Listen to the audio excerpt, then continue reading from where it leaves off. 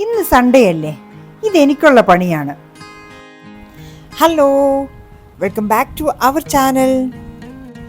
സൺഡേയിലെ outside cleaning section എൻ്റെ പണിയാണ്. വൃത്തിയാണ് മെയിൻ. എല്ലായിടും നല്ല വൃത്തിയായിരിക്കണം. രക്ഷപ്പെട്ടു. ഇന്ന് ഈ സൈഡിലെല്ലാം ഇലകൾ കുറവാണ്.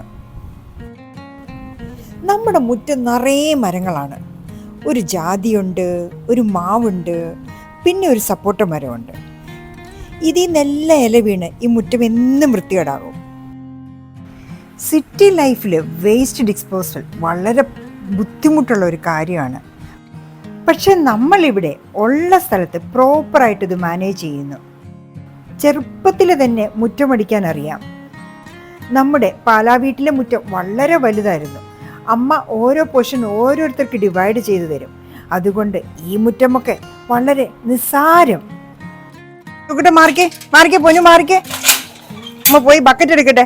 നീ അങ്ങോട്ട് നീങ്ങി നിൽക്ക്. ചോക്കുട്ടെ അങ്ങ് മാറിക്കേ. ചാലിമ നീങ്ങി അങ്ങോട്ട് നീങ്ങ. ഓ എൻ്റെ ആപ്പേ, എൻ്റെ ഈച്ചോയെ സ്നേഹം മൂത്ത് പോയി. അമ്മയുടെ മോനാണേ കൊച്ച കേട്ടാ, അമ്മയുടെ ചക്കര മൂത്ത. ഓ അപ്പൊ ബക്കറ്റും ഡസ്റ്റ്പാനും ഒക്കെ എടുത്തോണ്ട് നമ്മൾ പോവാ. വാ കൊച്ചു മാറിക്കേ. അവർ തമ്മിൽ ആ ഗേറ്റിന്റെ അപ്പുറം ഇപ്പുറം നിന്ന് ശണ്ട കൂടാൻ പോയിരിക്കുകയാണ്. ഞാൻ ജോലി ചെയ്യുമ്പോൾ ഇവർ രണ്ടുപേരും എന്ത് ചെയ്യുന്നു കാണണ്ടേ. ഒരാൾ ഗേറ്റിന്റെ ഇപ്പുറം, ഒരാൾ ഗേറ്റിന്റെ അപ്പുറത്തുമാണ്. ഇവരെ രണ്ടുപേരും ഒരിക്കൽ പോലും ഞങ്ങൾ ഒന്നിച്ച് വിട്ടിട്ടില്ല. ശരിക്കും പറഞ്ഞാൽ ജോ ആണ് മൂത്തത്, ചാർലി ചെറിയവനാണ്. ഏതാണ്ട് 6 months ഡിഫറൻസ് ഇവർ തമ്മിലുണ്ട്. ഇവരെ ഒന്നിച്ച് വിട്ടാൽ എന്താകുമെന്നുള്ളത് നമുക്ക് ആർക്കും അറിയില്ല. ജോ പെറ്റാണ്, കുഞ്ഞു വാവ. പക്ഷേ ചാർലി ഫെറോഷ്യസ് ആണ്.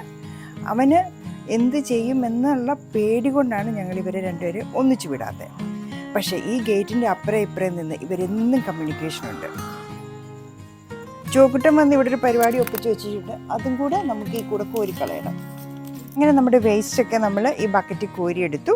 ഇനി ഇത് നമ്മൾ കൊണ്ടുപോയി ഡിസ്പോസ് ചെയ്യാൻ പോവാം. അത് നമ്മുടെ പ്രോപ്പർട്ടിക്കകത്ത് തന്നെയാണ് നമ്മൾ കളയുന്നത്. എന്ത് ചെയ്യുമെന്ന് കാണിച്ചു തരാം. നമ്മൾ വേസ്റ്റ് കളയാൻ വേണ്ടി പോവാണ്.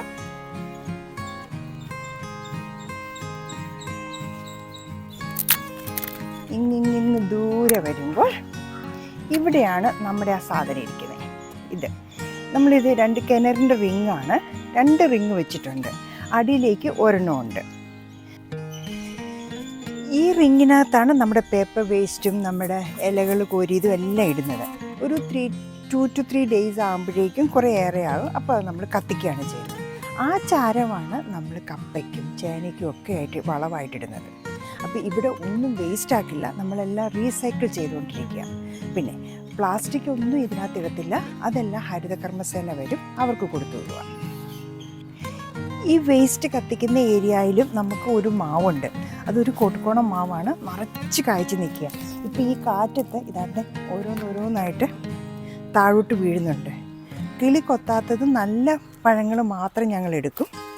ഇപ്പോൾ ഇത് പറിപ്പിക്കാനായിട്ട് ആളെ വിളിച്ചിട്ടുണ്ട്.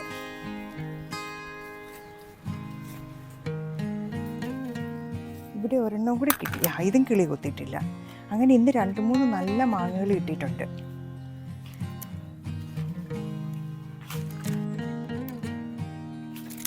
ഇന്ന് എനിക്ക് 1, 2, 3, 4, 5 മാങ്ങ കിട്ടി.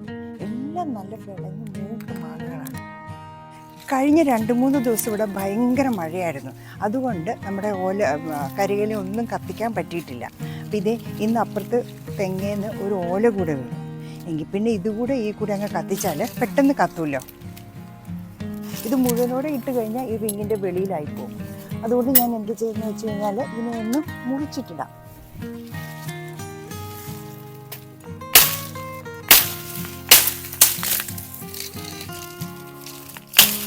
ഒന്നുകൂടെ ഒന്ന് മുറിച്ചാൽ എളുപ്പമായിരിക്കും.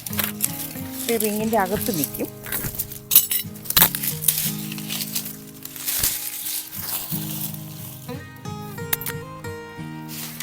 ഇത് വിട്ടു.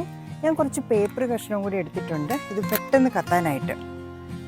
ഇനി ഈ പേപ്പറിൽ കത്തിച്ച് ഈ ഓലയുടെ കൂടെ അങ്ങ് വെച്ച് കഴിയുമ്പോൾ ഇത് തന്നെ ആളി കത്തിക്കോളും.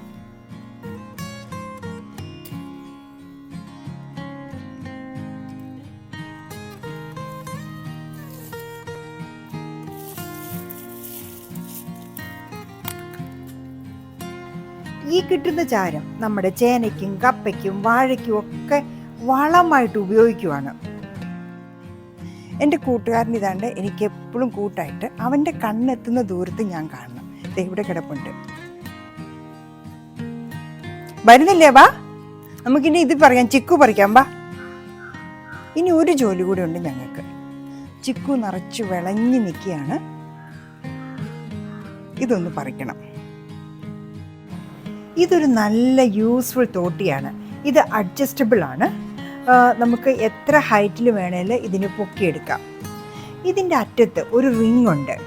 ആ റിങ്ങിൽ നിന്ന് ഒരു നെറ്റ് താഴേക്ക് പോയിട്ടുണ്ട്. ഈ റിങ്ങിൽ അറ്റാച്ച്ഡായിട്ട് ഒരു ഹുക്കും ഉണ്ട്. വളരെ എളുപ്പത്തിൽ നമുക്ക് പറിക്കാൻ പറ്റും. നമ്മുടെ ഈ പ്ലാവിൽ കണ്ട ചക്ക മൂത്ത് കിടപ്പുണ്ട്.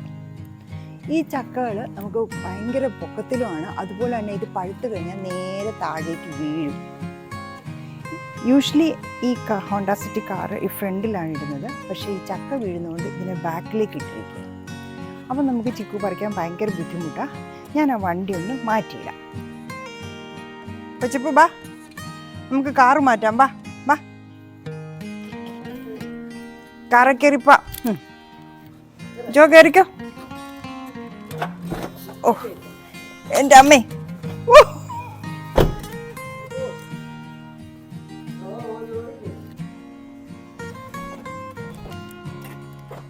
Hi, good boy. അപ്പം നമുക്ക് വണ്ടി മാറ്റിയിടാം. ചക്കര എവിടെ ഇരുന്നു? മടിയിലിരിക്കണ്ട, അവിടെ ഇരിക്കേ. സിറ്റ് അടിക്കണേ. അങ്ങനെ ജോയും ഞാനും കൂടെ കാറ് മാറ്റിയിടുകയാണ്.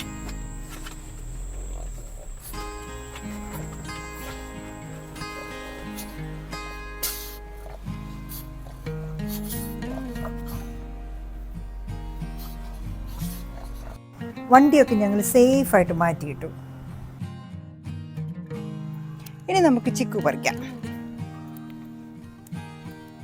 നമ്മുടെ ചിക്കു പറിക്കുന്ന തോട്ടി ഇവിടെ വെച്ചിട്ടുണ്ട്.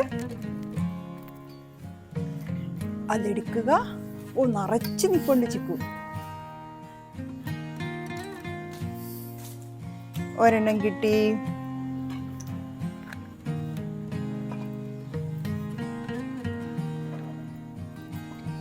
കറയുണ്ട്. അതുകൊണ്ട് ഇത് പറിച്ച് കുറച്ച് സമയം കഴിഞ്ഞിട്ടേ നമ്മൾ എടുക്കാവുള്ളൂ, അല്ലെ ദേഹത്ത് മുഴുവൻ കറയാവും.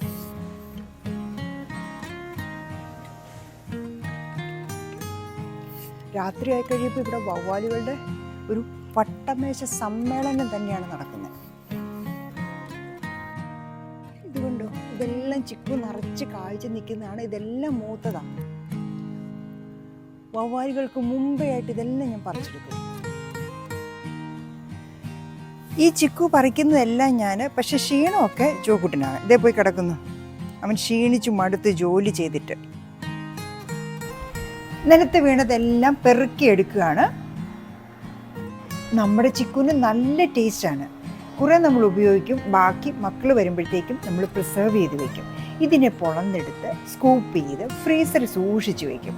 അവർ വരുമ്പോൾ ഓരോ സ്കൂപ്പ് എടുത്ത് പാലിൻ്റെ കൂടെ അടിച്ച് നല്ല ഷേക്കായിട്ട്, നല്ല ചിക്കു ഷേക്ക് ഫ്രഷ് ആയിട്ടുള്ള അടിച്ചു കൊടുക്കും. ഇന്ന് ഇത്രയും ചിക്കു കിട്ടി. ജോലിയെല്ലാം ചെയ്ത് തളർന്ന ഞങ്ങൾ രണ്ടുപേരും ഇങ്ങനെ റെസ്റ്റ് എടുക്കുകയാണ്. ഈ പുള്ളി എനിക്ക് കൂട്ട് വന്ന് തളർന്നു പോയതാണ്. മടുത്ത കൊച്ചു, നീ ഫുഡ് കഴിക്കാം. ഫുഡ് കഴിച്ചേക്കാം അല്ലേ?